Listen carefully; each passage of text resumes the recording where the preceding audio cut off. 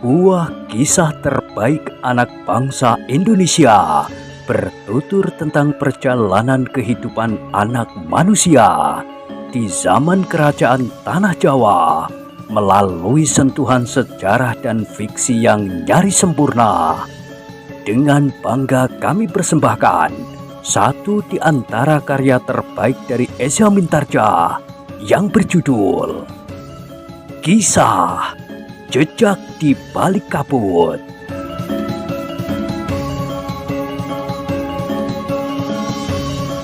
Pada kesempatan yang sangat baik ini, kita masuk pada episode yang ke-196.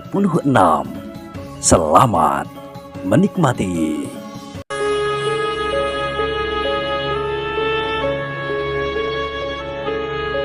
Pada episode sebelumnya telah diceritakan, sebelum Ki Pananggungan menjawab, Ki Gede Lenglengan itu sudah bangkit sambil menggigit daging ayam yang masih dipegangnya.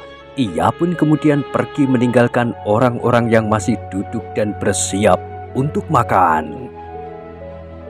"Kau tidak jadi makan?" bertanya Ki Repak Rembulung. "Tidak, nanti saja," jawab orang itu sambil mengunyah. Ki Pananggungan menarik nafas dalam-dalam. Sementara itu Nyi Pupus Rembulung pun berkata, "Aku minta maaf Kakang, bahwa di rumahku tinggal orang edan itu."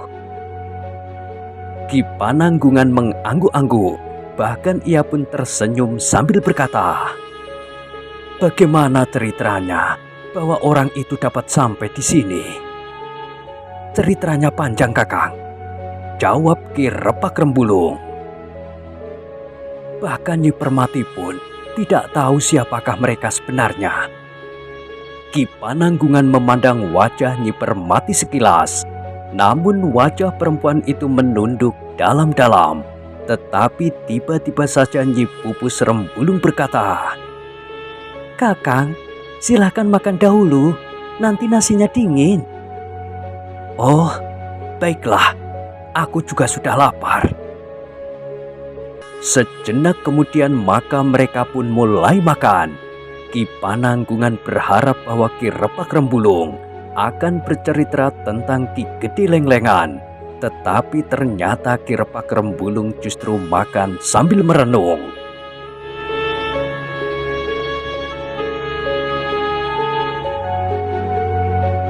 Ki Pananggungan itu mengangkat wajahnya ketika ia mendengar suara Kemuning tertawa. Kemudian terdengar suara seorang anak muda tertawa pula. Namun kemudian keduanya itu pun melangkah menjauh. Tiba-tiba saja terdengar Nyi Permati berdesis perlahan, "Kemuning sekarang sudah berubah." Ki Pananggungan memandang wajah Nyi Permati sekilas. Namun kemudian ia berpaling ketika Nyi Pupus Rembulung berkata, "Kemuning mempunyai beberapa orang kawan sekarang, meskipun bukan gadis-gadis sebayanya." "Anak-anak muda itu maksudmu?" bertanya Ki Pananggungan. "Iya Kakang, pada gadis itu nampak wajahnya sedikit berseri. Ia tidak lagi pendiam seperti saat Kemuning pergi mencari Kakang. Ia mendapatkan sedikit kegembiraan. Ia mempunyai kawan berlatih untuk meningkatkan ilmunya. Nampaknya Kemuning pun menjadi semakin bergairah untuk memperdalam ilmu kanuragan." "Syukurlah Nyi," sahut Ki Pananggungan. "Tetapi kau sebagai seorang ibu harus berhati-hati mengawasi anakmu yang sudah meningkat dewasa. Di rumah ini ada beberapa orang anak muda. Bagaimanapun juga kau harus membatasi hubungan mereka dengan anakmu yang sudah gadis dewasa itu." Ki Repak Rembulung tiba-tiba menyahut, "Aku juga sudah sering berpesan Kakang. Aku juga sudah langsung berbicara dengan Kemuning. Sementara itu Nyi Permati juga selalu mengawasinya." "Tetapi Kemuning sekarang tidak lagi mendengarkan kata-kataku." "Itu tidak boleh terjadi," sahut Nyi Pupus Rembulung. "Kemuning harus selalu mendengarkan petunjuk Nyi Permati. Aku memang agak longgar akhir-akhir ini, tetapi peringatan Kakang Pananggungan akan aku perhatikan. Agaknya anak-anak lenglengan itu mulai berubah pula sejak lenglengan ada di sini. Mereka lebih memperhatikan lenglengan daripada kami. Bahkan nampaknya wibawa kami terhadap mereka pun mulai memudar. Agaknya terhadap Kemuning pun mereka lebih berani pula menggoda. Kau harus memperhatikan semua gejala yang timbul dalam pergaulan anakmu itu dengan anak-anak muda yang ada di rumahmu ini. Bukankah kau belum yakin akan latar belakang keluarga mereka serta jati diri mereka yang sebenarnya? Jika anakmu nampak lebih cerah, kau harus tahu sebabnya. Jika ia semakin bergairah, apakah gairah itu murni karena Kemuning ingin meningkatkan kemampuannya, atau karena ia akan dapat berlatih bersama anak-anak muda itu? Nyi Pupus Rembulung mengangguk-angguk. Dengan nada rendah ia pun menjawab, "Iya, Kakang." Sementara itu, terus terang aku agak tersinggung dengan sikap dan kata-kata orang yang menyebut dirinya Ki Gede Lenglengan itu. Namanya memang Lenglengan, Kakang. Sejak masa mudanya, ia memang seorang yang aneh, yang tidak mau terikat oleh tatanan apapun. Ia merasa bahwa dirinya adalah tatanan itu. Hati-hatilah menghadapi orang seperti itu, desis Ki Pananggungan. Ki Repak Rembulung dan Nyi Pupus Rembulung mengangguk-angguk kecil. Bagaimanapun juga Ki Pananggungan adalah saudara tua mereka. Apalagi keduanya menyadari bahwa Ki Pananggungan adalah seorang yang berilmu sangat tinggi.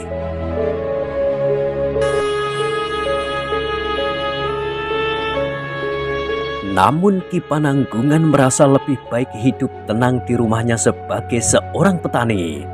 Namun Ki Repak Rembulung dan Nyi Pupus Rembulung pun menyadari bahwa saudara tuanya itu telah mengetahui banyak tentang diri mereka, petualangan mereka dan sisi-sisi yang gelap dari kehidupan mereka. Karena itu pula lah Ki Pananggungan tidak bertanya kepada mereka dari mana Ki Repak Rembulung dan Nyi Pupus Rembulung mendapatkan uang yang cukup banyak untuk membeli tanah dan membangun rumah yang sebesar itu. Sejenak mereka saling berdiam diri. Nyi Pupus Rembulunglah yang memecah kediaman itu. "Marilah, Kakang, silakan makan sebaik-baiknya. Hanya inilah yang dapat kami sajikan." "Ternyata perutku tidak seberapa banyak isinya," sahut Ki Pananggungan. "Kakang Repak Rembulung kalau makan 2 kali lipat dari yang Kakang habiskan sekarang." "Suamimu masih lebih muda, lebih banyak pula kerja yang ia lakukan. Adalah wajar jika ia makan lebih banyak atau bahkan berlipat dari yang dapat aku makan." Ki Repak Rembulung tertawa. Katanya, "Kakang, aku belum lama baru saja makan. Jika aku lapar, maka aku dapat makan 2 kali lipat dari yang aku makan tadi." "Sudah seharusnya kau makan lebih banyak. Wujud lahiriahmu pun sudah memberi isyarat bahwa kau tentu dapat makan banyak sekali." Mereka yang sedang makan itu pun tertawa. Setelah mereka selesai makan, maka Ki Repak Rembulung pun mengajak Ki Pananggungan duduk di pringgitan. Terasa angin yang sejuk mengusap kening mereka yang berkeringat. Nasi hangat serta sambal terasi dengan lalapan membuat mereka berkeringat. Beberapa saat mereka duduk di pringgitan, Ki Pananggungan melihat seorang perempuan sedang menyapu halaman depan yang luas. Sekali-sekali perempuan itu berhenti, berdiri tegak sambil menekan pinggangnya di sebelah tangannya. Kemudian dengan lengan bajunya menyeka keringat yang mengembun dari tubuhnya. "Siapa yang menyapu halaman itu?" bertanya Ki Pananggungan. "Seorang yang membantu Pupus Rembulung menyelenggarakan pekerjaan di rumah ini, Kakang. Perempuan itu tinggal tidak terlalu jauh dari rumahku ini. Ia seorang janda yang mempunyai 3 orang anak." anak-anaknya juga membantu di rumahmu ini?" "Tidak, mereka menggarap sawah yang ditinggalkan oleh ayah mereka. Tetapi sawah itu tidak seberapa luas. Karena itu maka perempuan itu bekerja di sini. Setidak-tidaknya bagi perempuan itu sendiri tidak akan kekurangan makan. Bahkan serba sedikit ia mendapat uang untuk membeli minyak kelapa buat mengisi lampu delupak yang dapat menerangi rumahnya di malam hari." Ki Pananggungan mengangguk-angguk. Di Kembang Arum, Kemuning sangat rajin bekerja, menyapu halaman, menimba air untuk mengisi jambangan di Pakiwan, membersihkan perabot rumah serta membantu bibinya di dapur. Ki Repak Rembulung menarik nafas panjang. Katanya, ibunya sangat sayang kepadanya. Pupus Rembulung tidak memberikan tugas-tugas tertentu baginya, kecuali jika kebetulan Kemuning sendiri berniat. Lalu kenapa ia harus pulang karena di sini kebetulan banyak tamu, jika ia tidak perlu membantu Pupus Rembulung? Yang kami butuhkan justru Nyi Permati. Nyi Permati sangat pandai memasak. Meskipun ada perempuan lain yang dapat membantu Pupus Rembulung, tetapi yang membuat adonan masakan biasanya adalah Nyi Permati. Yang lain tinggal menyelesaikannya saja.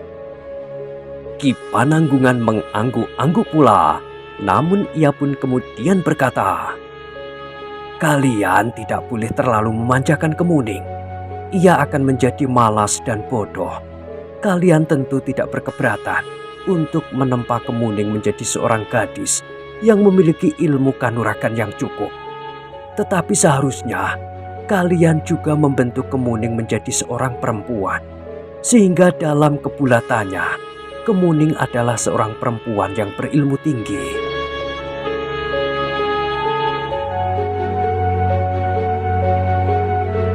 Ki Repak Rembulung mengangguk-angguk, sementara Ki Pananggungan pun berkata lagi, "Kau harus ingat siapakah Nyi Permati itu.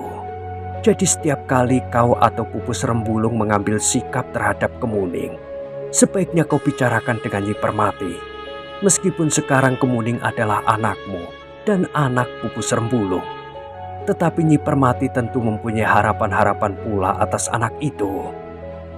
Ki Repak Rembulung mengangguk-angguk. Namun dalam pada itu, pembicaraan mereka pun terputus. Perhatian Ki Pananggungan tertarik kepada Kemuning yang melintas di halaman. Dari sebelah gandok seorang anak muda menyusulnya. Keduanya pun kemudian berjalan bersama-sama. Anak muda yang dilihatnya bergurau dengan Kemuning di seketeng. Keduanya memang nampak begitu akrab. Ki Pananggungan memperhatikan anak muda itu dengan seksama. Seorang anak muda yang nampak cerdas, tubuhnya yang gagah dalam keseimbangan antara tinggi dan besar tubuhnya. Kulitnya agak kekuning-kuningan. Namun karena anak muda itu ditempa oleh latihan-latihan yang berat, yang kadang-kadang dilakukan di teriknya sinar matahari, maka nampaknya kulitnya menjadi agak gelap. Meskipun demikian, anak muda itu nampak bersih dan memancarkan kecerdasan otaknya. Melihat anak muda itu, Ki Pananggungan segera teringat kepada Paksi Pamekasan, anak muda yang berilmu tinggi. Meskipun masih belum dapat menyamai Pangeran Benowo, tetapi jarang dapat dicari bandingnya. Siapakah anak muda itu? Apakah ia juga salah seorang dari 5 orang anak muda yang dititipkan oleh Ki Gede Lenglengan? Ya Kakang, menurut Ki Gede Lenglengan, anak muda itu adalah anak seorang tumenggung. Jantung Ki Pananggungan tergetar. Jika anak itu anak seorang tumenggung, apakah ada hubungannya dengan cerita Paksi Pamekasan tentang adiknya? Pada anak muda itu memang nampak ada yang mirip dengan Paksi. Mungkin mata dan alisnya, juga tubuhnya yang nampak kuat serta seimbang. Pandangannya yang tajam serta caranya berjalan dengan dada tegap menengadah. Tetapi Paksi Pamekasan tidak selalu mengangkat wajahnya. Paksi justru lebih banyak menunduk. Hanya sekali-sekali Paksi Pamekasan mengangkat wajah, namun sekilas ia memandang seseorang, maka tatapan matanya itu serasa menusuk sampai ke jantung.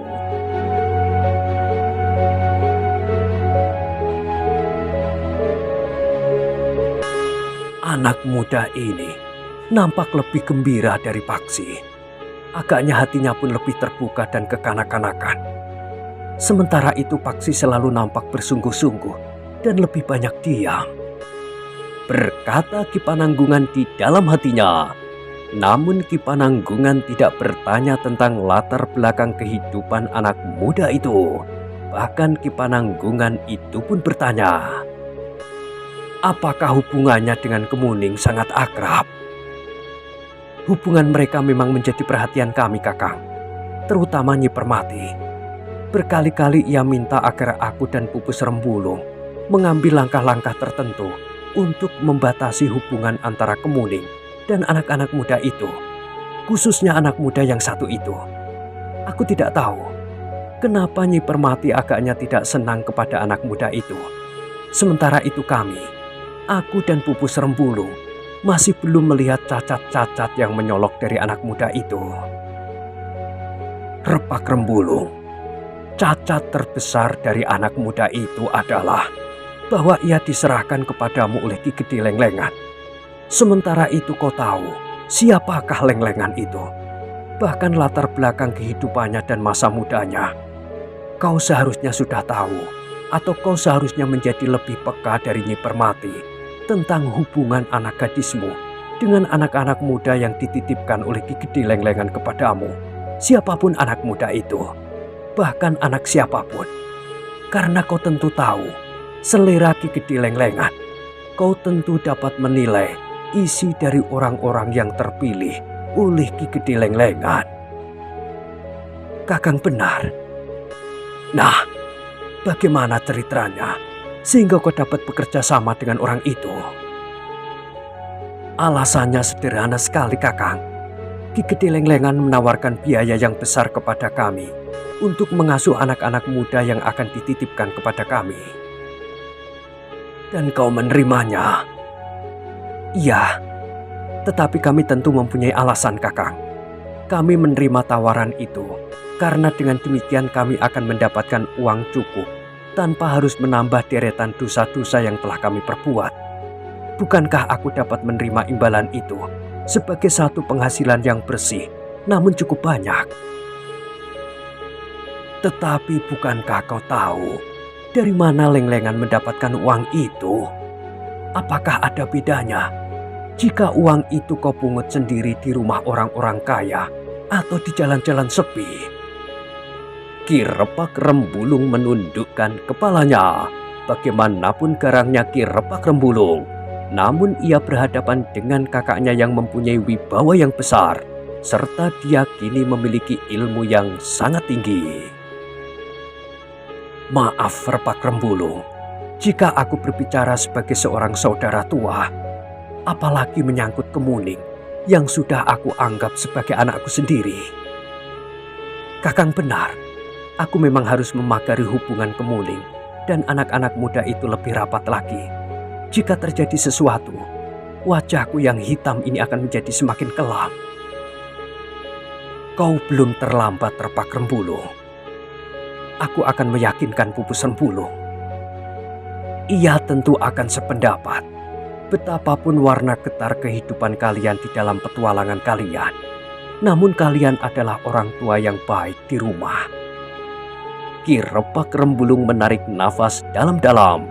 Sementara itu, Ki Pananggungan melihat Kemuning berlari meninggalkan anak muda itu dan hilang di balik sudut gandok.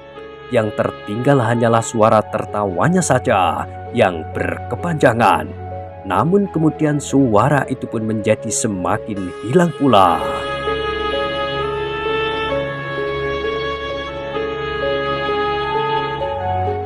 Mudah-mudahan kami belum terlambat, Kakang. Desis Ki Repak Rembulung tiba-tiba. Belum, kau belum terlambat.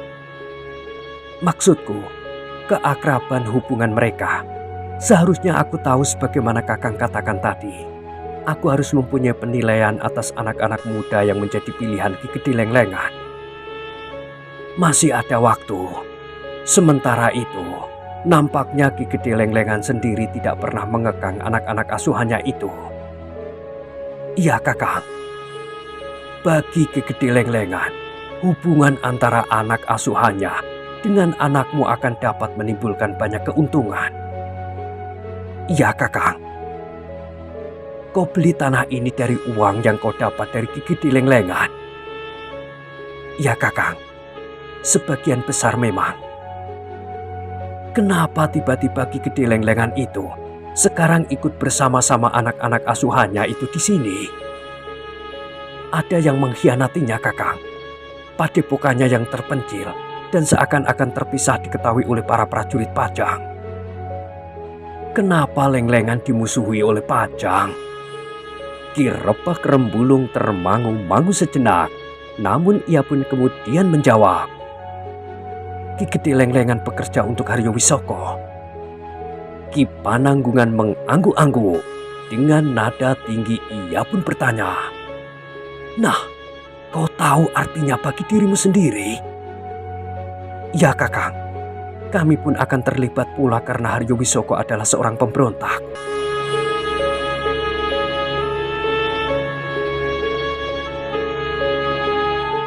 Rebak Rembulung, kenapa tiba-tiba saja kau tersuruk ke dalam pengaruh Haryo Wisoko? Bukankah kau dan beberapa kelompok yang gila dan bermimpi tentang cincin kerajaan itu seakan-akan bersaing dan saling bermusuhan dengan Haryo Wisoko? Ketika aku bertemu dengan Ki Gede Lenglengan, orang yang pernah aku kenal dengan baik sebelumnya, aku belum tahu hubungannya dengan Haryo Wisoko. Aku tahu setelah kami membuat kesepakatan serta anak-anak itu sudah berada di rumah ini. Dan kau tidak dapat lagi beringsut. Ya, sebagai seorang yang berpegang pada harga diri dan kebanggaan atas keberadaannya, maka aku harus berpegang pada janji dan kesepakatan.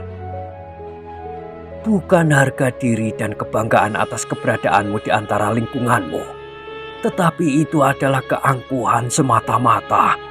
Karena kau terbelenggu oleh sikapnya yang angkuh itu, maka kau tidak berani mengambil sikap atas kesepakatan yang telah kau buat. Tetapi tidak kau sadari sepenuhnya latar belakang serta keadaan yang sebenarnya. Ki Rebak Rembulung menarik nafas dalam-dalam. Sementara itu, Ki Pananggungan itu pun berkata, Rebak Rembulung, anggap saja pendapatku itu sebagai masukan. Segala sesuatunya terserah kepadamu. Aku tahu bahwa ada batasan-batasan yang tidak dapat kau langgar, sehingga hanya kaulah yang dapat mengambil keputusan. Tetapi bagaimanapun juga, Kemuning harus kau pagari agar gadis itu selamat. Kakang, suara Ki Rebak Rembulung merendah. Apakah aku boleh bertanya? Tentang apa? Anak muda yang pernah menyelamatkan Kemuning. Ki Pananggungan mengerutkan dahinya. Dengan ragu-ragu ia pun bertanya. Apa yang ingin kau tanyakan tentang anak muda itu? Kakang, menurut Nyi Permati, nampaknya ada benang yang lembut yang pada waktu itu mulai membelit hati Kemuning. Iya, Ki Pananggungan mengangguk. Itukah sebabnya, Kakang? Nampaknya Nyi Permati sangat berkeberatan melihat Kemuning bebas bergaul dengan anak-anak muda itu. Antara lain juga karena itu, Rebak Rembulung. Jawab Ki Pananggungan dengan jujur, namun katanya kemudian. Tetapi bukan hanya itu. Bukankah anak muda itu sudah pergi? Dan apakah dapat diharapkan akan kembali? Ki Pananggungan termangu-mangu sejenak, namun kemudian ia pun berkata, Aku berharap anak itu akan kembali. Jika tidak, maksudmu, biarlah Kemuning memilih yang ada sekarang. Ki Rebak Rembulung menarik nafas panjang. Katanya, Jangan menanggapi pertanyaanku sebagai satu usaha untuk membenarkan sikap kami yang lemah terhadap Kemuning. Kami tetap mengakui dan menghargai petunjuk-petunjuk Kakang. Kami akan berbuat lebih baik bagi Kemuning. Aku mengerti maksudmu, Repak Rembulu. Seandainya anak muda yang pernah menolong Kemuning membebaskannya dari tangan Bahu Langlang itu tidak kembali, kau harus tetap membuat pagar yang rapat di antara Kemuning dan anak-anak muda itu. Jika terjadi sesuatu, maka kaulah yang akan menanggung beban paling berat. Justru karena kaulah yang mempunyai anak perempuan. Ki Gede Lenglengan tidak akan menghiraukannya. Bahkan mungkin sekali, Lenglengan itu akan mengajak anak-anak asuhnya itu pergi. Ki Repak Rembulung mengangguk-angguk. Katanya, "Aku mengerti, Kakang. Aku akan berbicara dengan Pupus Rembulu." Dalam pada itu maka langit pun menjadi semakin buram. Senja telah turun. Di mana-mana lampu telah dinyalakan.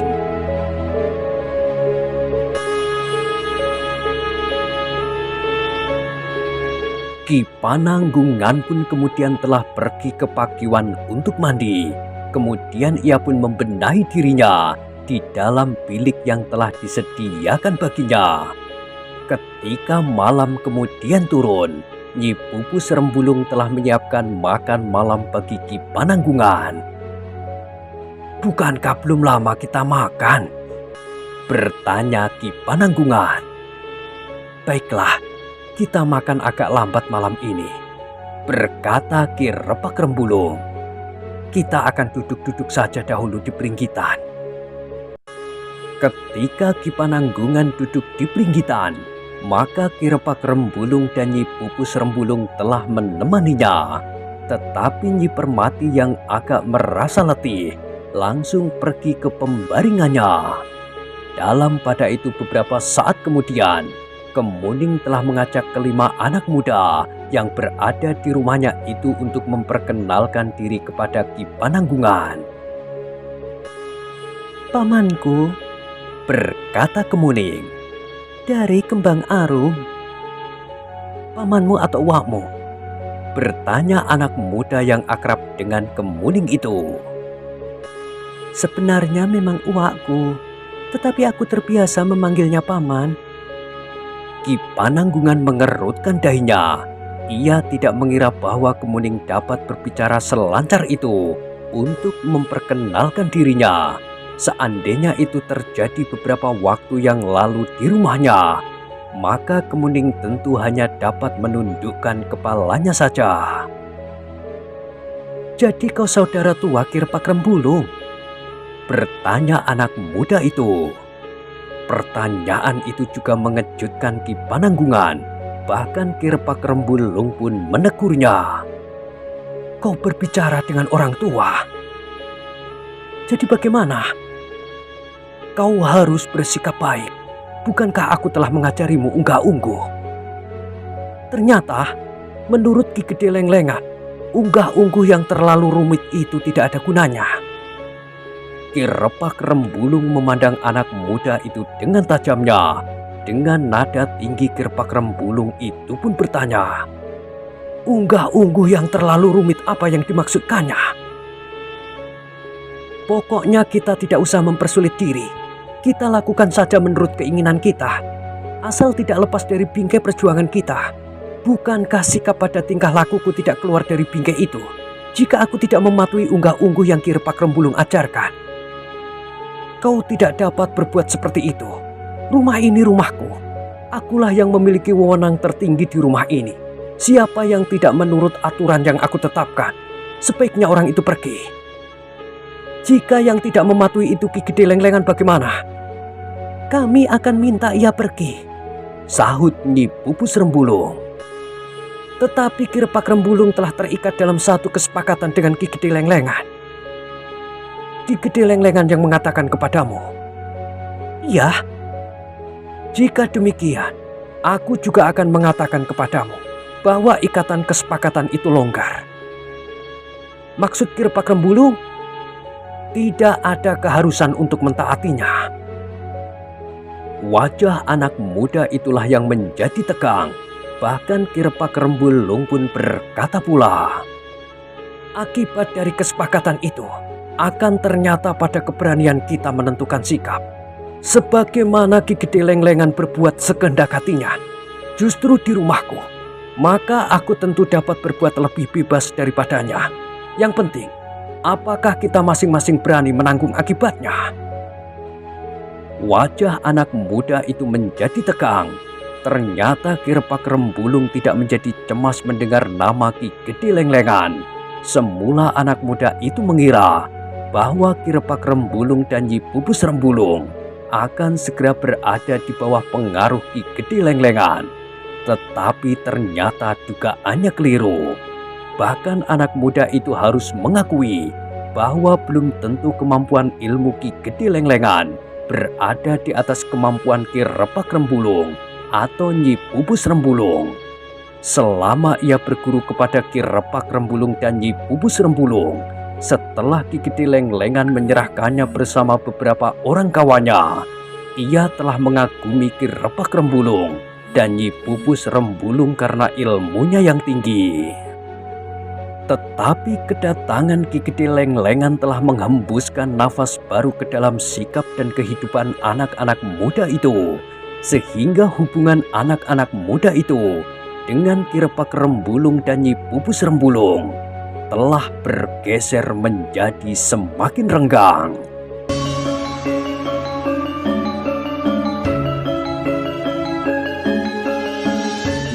Nah, bagaimanakah kisah selanjutnya? Silahkan ikuti terus kisah Jejak di Balik Kabut pada episode berikutnya. Sampai jumpa.